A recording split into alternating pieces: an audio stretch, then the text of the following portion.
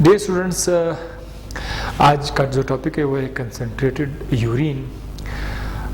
इस टॉपिक को बताने से पहले मैं आपको ये बताना चाहूँगा कि ह्यूमन बॉडी के अंदर कभी कभी पानी की कमी हो जाती है, और जैसे कि होता है पानी जो है ना वो बॉडी का एक बहुत ही इम्पोर्टेंट कंपोनेंट है। अगर ये पानी बॉडी में कम हो जाए तो उसके लिए फिर क्या करना होगा बॉडी के लिए? बॉडी ने ज़ाहिर एक मैकेनिज़्म से इस वाटर के लेवल को मेंटेन करना है कि ज़्यादा पानी जो है वो बॉडी से ज़ाया ना हो जाए। तो उस टॉपिक का नाम है कंसनट्रेटेड यूरिन। कंसनट्रेटेड यूरिन मतलब गाढ़ा यूरिन जिसमें पानी का लेवल बहुत ज़्यादा कम है। ये किस लिए? कभी कभी जब बॉडी में पानी का लेवल कम हो जाता है तो उसके लिए ये मैकेनिज्म आ जाता है कंसनट्रेटेड यूरिन। यूरिन को कंसनट्रेट करने के लिए हमारे पास दो तरीके हैं। एक है हार्मोनल, हार्मोन की मदद से हम लोग यूरिन को कंसनट्रेट करते हैं, और दूसरा जो है वो है काउंटर करंट मल्टीप्लायर या काउंटर करंट मैकेनिज्म जो है। इन दोनों से जो है यूरिन को कंसनट्रेटेड किया जाता है। तो थोड़ा सा जिक्र आपको मैं हार्मोन बताता हूँ। हार्मोन जो है दो हार्मोन है जो कि वाटर लेवल को कंजर्व करते हैं बॉडी के अंदर। वो है ADH एंटी डायोरेटिक हार्मोन जो कि हमारे नेफ्रॉन में कलेक्टिंग डक्ट और ट्यूब्यूल पे जो है डिस्टल कन्वर्टिव ट्यूब्यूल, ये जो sorry this is that diagram should be here. ये है आप जनाब कलेक्टिंग डक्ट और ट्यूब्यूल्स पर, इस ट्यूब्यूल पर और यहाँ पर ट्यूब्यूल पर, दोनों पे जो है ये एक्ट करता है। It can also act here on collecting duct as well as tubule. यहाँ पर ये हार्मोन क्या करता है? यहाँ पर ये हार्मोन जो है वाटर को ट्यूब्यूल से बाहर निकालते हैं ताकि वापस हमारे खून में चला जाए, ना कि वो यूरिन का हिस्सा बन जाए। दूसरा जो हार्मोन है उसका नाम है एल्डोस्टेरोन। एल्डोस्टेरोन जो है वो यहाँ पर ascending loop of Henley, this is descending loop of Henley, क्योंकि इसमें जो है वाटर का लेवल है वो नीचे की तरफ आ रहा होता है और इसमें वाटर का लेवल ऊपर की तरफ जा रहा होता है। So this is called as ascending loop of Henle. ये जो हार्मोन है ये एसेंडिंग लूप ऑफ हेनले पे काम करते हैं। कैसे काम करते हैं? सोडियम को ट्यूब्यूल से बाहर निकाल देते हैं। जब सोडियम बाहर आएगा तो उसके पीछे क्लोराइड आयन खुद ब खुद आएगा और वाटर भी उसके पीछे आ जाएंगे। मजीद आपको मैं इसको थोड़ा सा डिटेल में बताता हूँ। तो जो मेन जो आज का टॉपिक है वो है counter current mechanism. Counter current mechanism जो है इसका पहला मकसद क्या है? Mechanism to produce concentrated urine. गाढ़ा यूरिन को पैदा करने के लिए यह मैकेनिज्म काम करता है बॉडी में। दूसरा जो है इसका मकसद क्या है कि ये ग्रेजुअली इंक्रीज करते हैं ऑस्मोलैरिटी को। Osmolarity means salt and water का लेवल, दिस इज ऑस्मोलैरिटी। जिस सोल्यूशन में वाटर कम हो जाएगी हम बोलते हैं इसकी ऑस्मोलैरिटी बढ़ रही होती है। जिसमें पानी की ज्यादती हो जाए तो हम बोलते हैं ऑस्मोलैरिटी जो है वो कम हो रही है। और इस मैकेनिज्म में क्या होता है मैं आपको मजीद थोड़ा सा इस तरह बताऊंगा। डायग्राम की तरफ आ जाइए।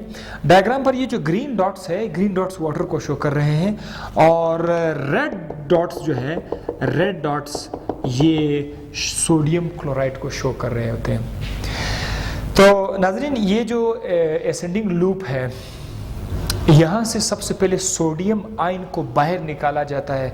खुद ब खुद सोडियम आयन नहीं आ सकता है। सोडियम आयन के ऊपर एनर्जी जो है खर्च की जाती है। एक्टिवली सोडियम आयन को इस इंटरस्टिशियल फ्लूइड में लाया जाता है। इस ट्यूब्यूल के बाहर जो इलाका है is also called interstitial fluid.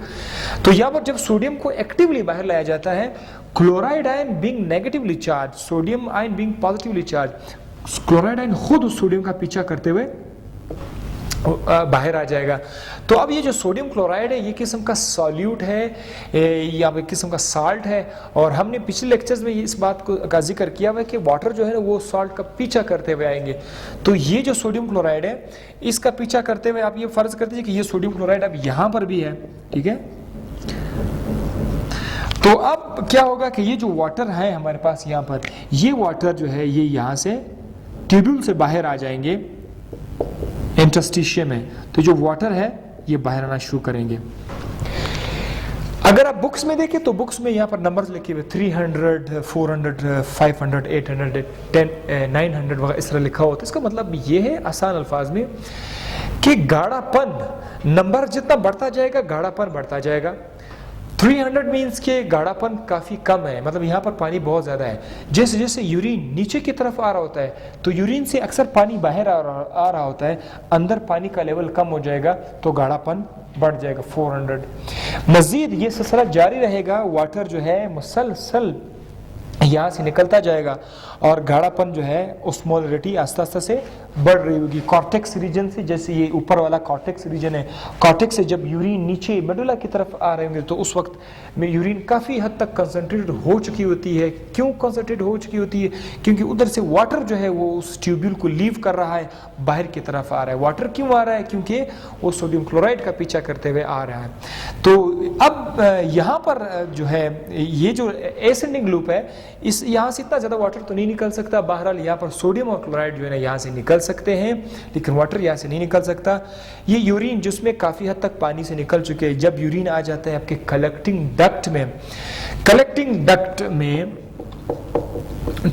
क्या होगा, इसमें भी पानी जो है ना सॉलिड का पीछा करते हुए बाहर आ जाएंगे। तो यहाँ पहुँचते पहुँचते यूरिन बहुत ज़्यादा कंसनट्रेटेड हुआ होता है, उसमें पानी का लेवल काफ़ी कम होता है। अब ये यूरिन बॉडी से बाहर चला जाएगा, लेकिन बॉडी का पानी अपने साथ नहीं लेके जाएगा। तो इस सारा मैकेनिज्म का मकसद ये है कि आपकी बॉडी के अंदर वाटर का लेवल मेंटेन रहे। एक और चीज़, इस नेफ्रॉन के नीचे जो आपको डायग्राम नज़र आ रहा है, थोड़ा अगर आप जूम आउट करके देख से, इसका नाम है वेजा रेक्टा। इस ब्लड का नाम है, वेसल का नाम है वेजा रेक्टा। ये वेजा रेक्टा क्या करता है, जो वाटर यहाँ से निकल गए उस वाटर को ये जो खून की नाली है ये उसको वापस लेके जाएगा बॉडी के ब्लड तक। So thank you for watching this video, will see you in the next video इंशाल्लाह।